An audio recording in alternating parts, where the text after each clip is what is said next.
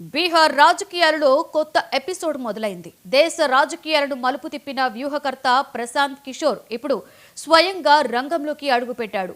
జన్ సురాజ్ అనే కొత్త కథను రాస్తున్నాడు. తొలి అభ్యర్థుల జాబితా విడుదలతోనే బీహార్ స్క్రిప్ట్ దిశే మార్చేశాడు. విజయమా లేక ప్రపంచమా? పీకే గేమ్ ప్లాన్ బీహార్ ఎన్నికల్లో రియల్ పొలిటికల్ థ్రిల్లర్లా మారింది.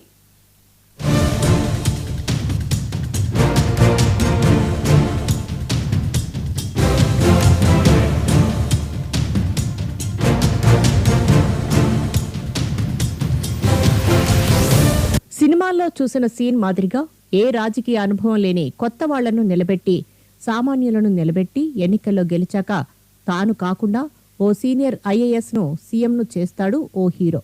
ప్రశాంత్ కిషోర్ కూడా ఇప్పుడు దాదాపు అలాంటి స్క్రిప్ట్ రాస్తున్నట్టు కనిపిస్తోంది. ప్రశాంత్ కిషోర్ ప్రకటించిన జనసురాజ్ తొలి జాబితా చర్చనీయాంశంగా మారింది.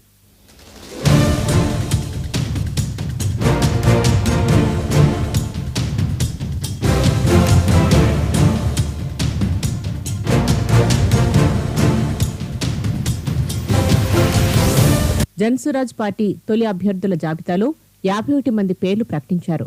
వీరిలో ఏ ఒక్కరూ ప్రొఫెషనల్ రాజకీయ నాయకులు కాదు.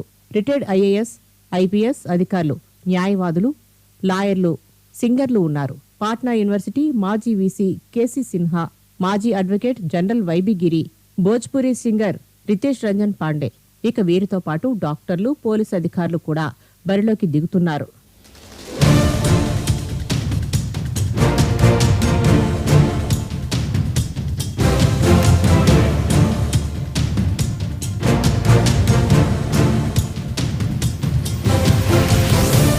జాబితాలో అందరికంటే ఎక్కువ హైలైట్ ఎవరంటే ప్రీతి కిన్నర్. ట్రాన్స్జెండర్ లీడర్గా, సామాజిక కార్యకర్తగా స్థానికంగా చిరపరితురాలైన కిన్నర్ గోపాల్గంజ్ భోరే నియోజకవర్గం నుంచి బరిలోకి దిగుతున్నారు.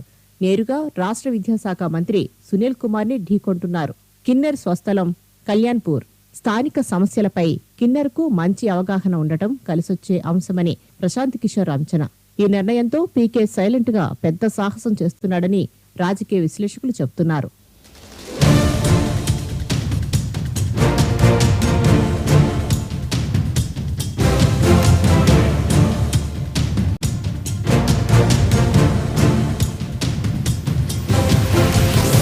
జన్సురాజ్ లిస్టులో సోషల్ జస్టిస్ కూడా స్పష్టంగా కనిపిస్తోంది.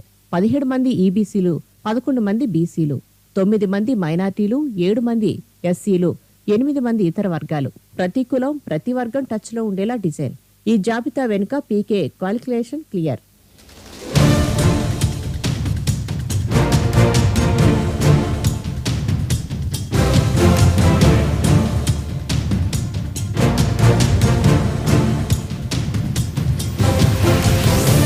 ఈ ఎన్నికల్లో జనసురాజ్ అభ్యర్థులు ఓడితే అది నా తప్పు కాదు, అది బీహార్ ఓటర్లది అని స్పష్టంగా చెప్పేశాడు పీకే.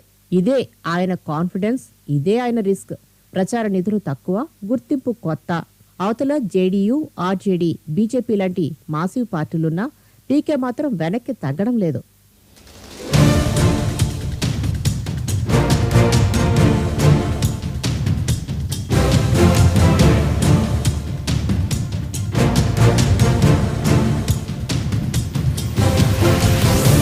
బీహార్ ఎన్నికల పోలింగ్ నవంబర్ 6, 11 2 దశల్లో జరుగుతుంది. 14న ఫలితాలు వెల్లడి. ఇక పీకే క్యాంపెయిన్ అక్టోబర్ 11న రాఘేపూర్ నుంచి మొదలవుతుంది. అయితే ఆయన పేరు ఫస్ట్ లిస్టులో లేదు. కానీ సెకండ్ లిస్టులో సర్ప్రైజ్ ఉండొచ్చునని పార్టీ లీడర్లు చెబుతున్నారు. తొలిసారి ప్రత్యక్ష ఎన్నికల బరిలోకి దిగుతున్న ప్రశాంత్ కిషోర్ పక్కా ప్లానింగ్తో ప్రత్యర్థులకు అంతు చిక్కని వ్యూహాలతో ఉక్కిరిబిక్కిరి చేసే ప్రయత్నాలు హాట్ టాపిక్ గా మారాయి. ఒకవైపు మోడీ వేవ్, మరోవైపు తేజస్వి ఫ్యాక్టర్. మధ్యలో ప్రశాంత్ కిషోర్ కొత్త ఎక్స్పెరిమెంట్. బీహార్ పాలిటిక్స్ ఎంత థ్రిల్లర్ గా ఎప్పుడూ ఉండలేదు.